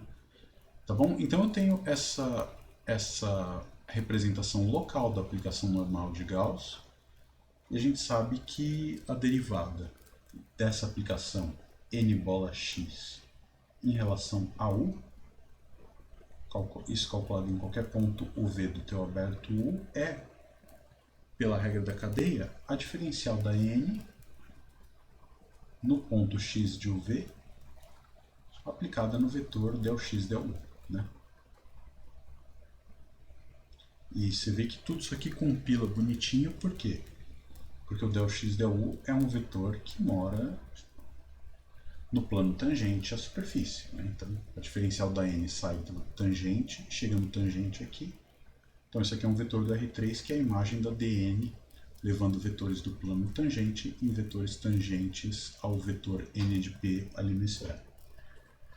Tem isso, deriva em relação a v, a mesma coisa.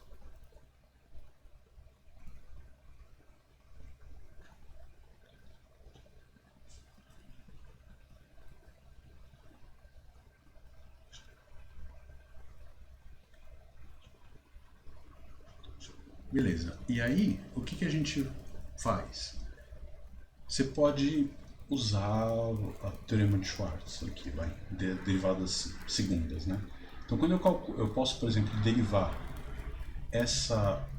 a expressão de cima em relação ao lado...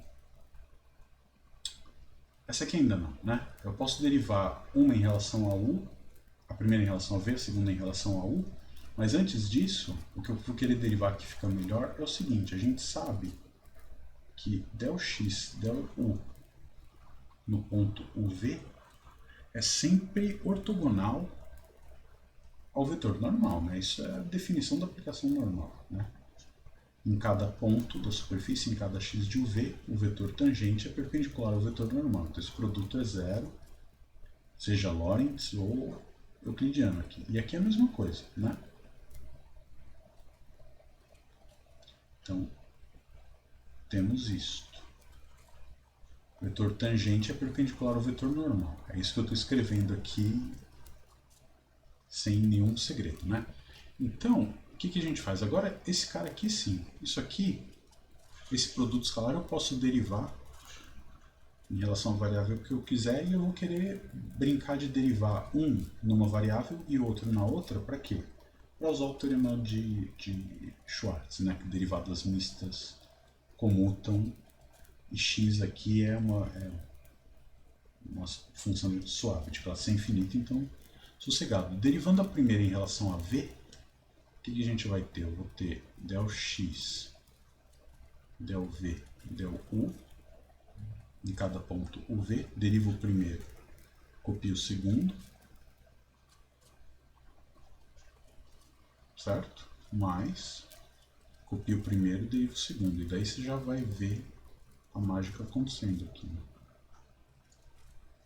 Agora, o que é derivar esse cara aqui em relação a v?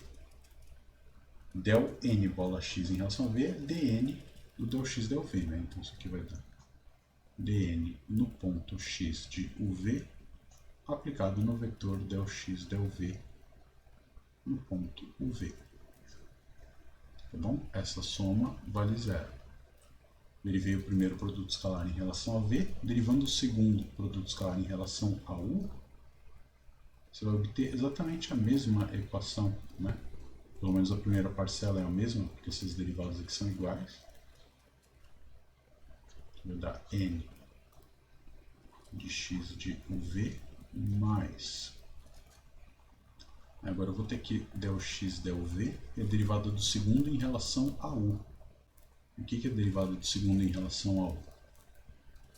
Essa é a primeira equação, né? Vai dar o del n dn no x de uv aplicado no del x del u.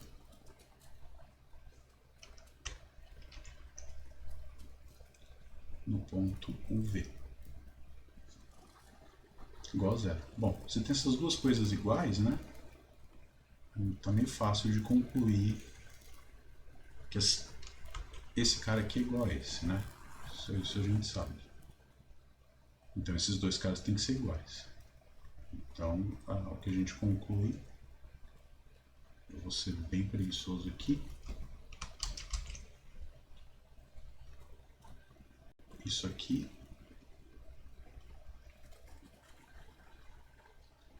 é igual. Vou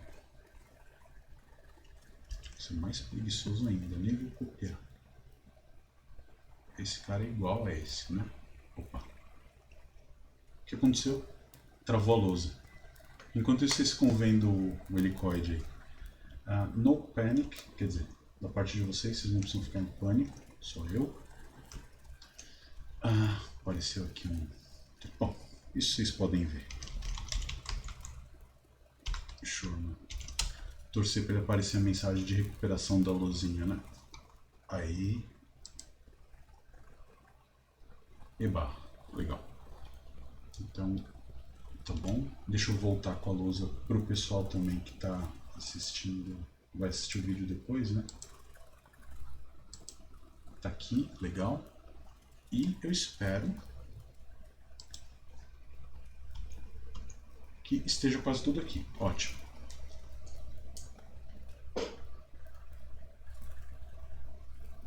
O Eduardo percebeu que eu falei o nome de alguém de novo aí, né? Desculpa. Tá? Então, trocando aqui, né? O que a gente vai ter é...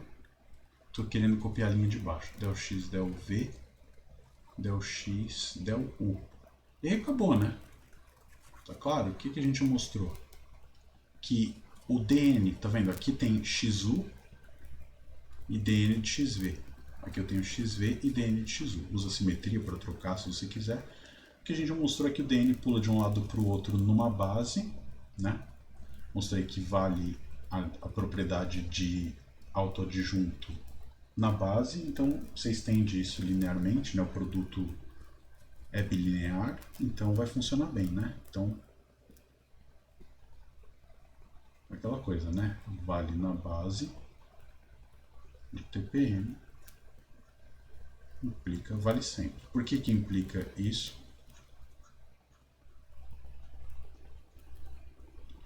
Porque o produto interno é bilinear e a diferencial é uma aplicação linear, né?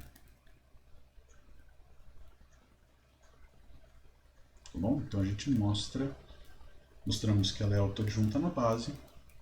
Isso serve como argumento para ver que vale sempre.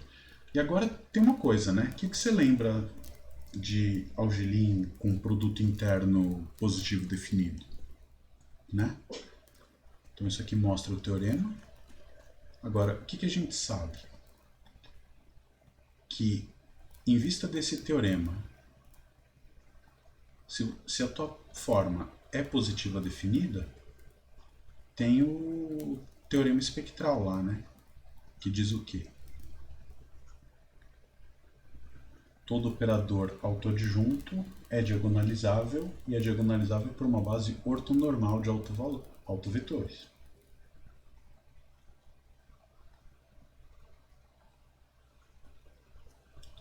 Menos VMP é diagonalizável.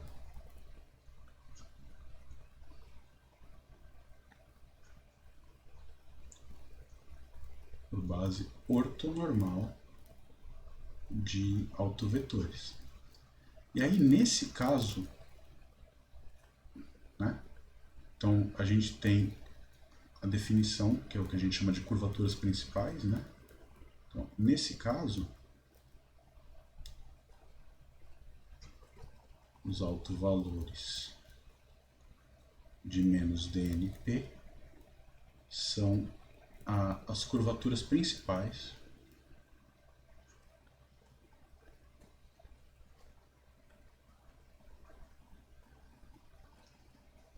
de M em P. E os autovetores, né, a gente costuma escrever assim, tá? K1 de P e K2 de P. E aí os autovetores associados são os que a gente chama de direções principais, tá bom? Os autovets, vou escrever assim, tá? Para economizar um tempo, eu tô vendo que a gente já está quase passando da hora, né? Os autovets associados são as direções principais. Ou os autoespaços, né? Você pode pegar o vetor unitário ali, são as direções principais de M em P.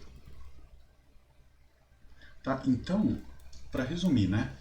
Eu estou falando dessa coisa do positivo definido. O que pode acontecer? Tá? Então, a gente vai ter situações... Estamos aqui com um produto interno que não é positivo definido, né? Ele é indefinido, mas não degenerado. Então, nem sempre essa matriz ou esse operador linear vai ser um operador diagonalizável. Então, nem sempre vão existir as curvaturas principais. Então, num curso de geometria de superfícies no R3, a dn é um operador autoadjunto, é diagonalizável. Você tem K1 e K2 como curvaturas principais e você define a curvatura gaussiana e a curvatura média da superfície como sendo automaticamente a média, a curvatura gaussiana é o produto das curvaturas principais e a curvatura média é a média das curvaturas principais, natural. Aqui a gente não pode fazer isso porque se eu estou com o caso da dn não ser diagonalizável, esses números não existem. Então eu vou ter que dar um contorno para isso e definir o que é a curvatura gaussiana e a curvatura média, de maneira que esses objetos estejam definidos mesmo que a dn não seja diagonalizável e que empate com a definição usual que a gente tem quando a dn é diagonalizável. Tá? A gente vai fazer isso na próxima aula. E um comentário importante aqui, para você entender quem são esses K1 e K2, o que você pode pensar é o seguinte: olha, você está com uma aplicação linear do espaço tangente nele mesmo, né? Então pensa lá no caso euclidiano para ficar fácil. Você tem que o círculo unitário, por exemplo, pensa que a tua superfície é de tipo espaço, tá? Então você tem o conjunto dos vetores unitários nesse plano no TPM. Esse conjunto de vetores unitários vai dar um conjunto compacto, tranquilo? E aí o que você sabe? Que se você tem funções contínuas definidas num conjunto compacto, elas vão assumir máximo e mínimo, né? Então, o que você faz, esse K1 e K2 são exatamente os valores máximos que a aplicação linear dn, o valor máximo e o valor mínimo, que a aplicação linear dn vai assumir nesse disco unitário, que é um compacto. Então você pega a aplicação linear dn do compacto chegando na reta, que é a norma do vetor, né? dn de v, norma de dn de v. Qual é o vetor v que dá o maior valor para isso? Ele existe. Esse vetor é a direção principal associada ao autovalor K1, que é o maior dos autovalores. E quando que isso vai atingir um mínimo?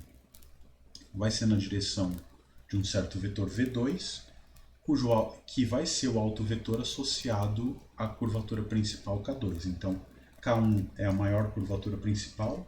De um modo, isso vai querer dizer que se você olha para a tua superfície, tá?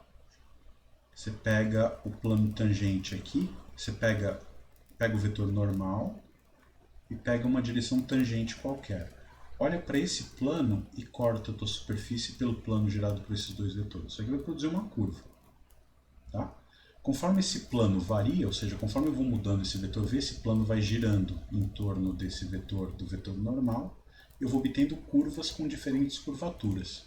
O que a gente consegue mostrar no caso do R3 é que a curvatura dessa curva, como uma curva plana, é máxima na direção quando eu pego o vetor como sendo o autovetor associado ao maior das curvaturas principais. E é mínima, olhando para o sinal aqui, podendo ser negativo, curvatura de curva plana tem sinal, vai ser mínima na outra direção, que é a direção do outro autovetor, que tem como autovalor o menor dos dois autovalores aqui. Então, você tem uma direção na qual a superfície se curva mais e outra direção na qual a superfície se curva menos. E aí a brincadeira toda é isso, né? E você tem as direções intermediárias. Se uma delas é positiva e a outra é negativa, você vai ter umas direções intermediárias com propriedades interessantes, onde essa curvatura, se uma é positiva e outra é negativa, vai ter uma direção onde essa curvatura vai ter que ser zero, né? E essas curvas que têm essa curvatura nulas vão ser curvas importantes, a gente vai chamar de linhas assintóticas da superfície. Então, estudar os autovalores da DN quando existem dão uma interpretação geométrica bem forte para a gente. Um caso concreto é quando K1 e K2 são sempre iguais, né? Ou seja, o máximo e o mínimo são o mesmo valor e, portanto, a função vai ser constante aqui, né? Todas as curvas, por cortes em planos perpendiculares, vão ter sempre a mesma curvatura. Tenta chutar uma superfície com essa propriedade, para a gente terminar o dia feliz.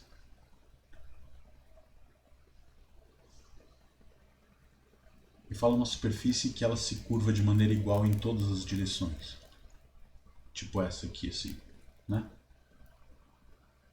Se você cortar a esfera, perfeito. Então a esfera ela se corta. E a pergunta natural é: tem outra? Né? A gente consegue provar que localmente não, né?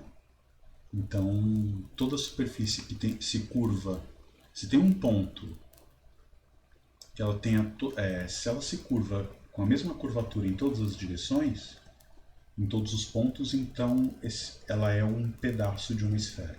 Ou um plano, né? O outro exemplo era o plano, que era o mais fácil. Se ela tem curvatura zero em todas as direções, né? Todos os cortes produzem retas, todo mundo tem curvatura zero em todas as direções. Então vai acontecer isso. Ou é uma esfera ou é um plano. A gente consegue demonstrar essas coisas, tá bom? Então, na aula que vem a gente vai tentar definir o que são curvatura média e curvatura gaussiana de superfícies, trabalhando um monte de exemplos e interpretações geométricas desses dois números aí. Tá bom? Eu vou encerrando a gravação por agora. Se alguém quiser ficar para perguntar mais alguma coisa, tem o backstage aí. Então, pessoal do vídeo, até a próxima. Tchau, tchau, gente.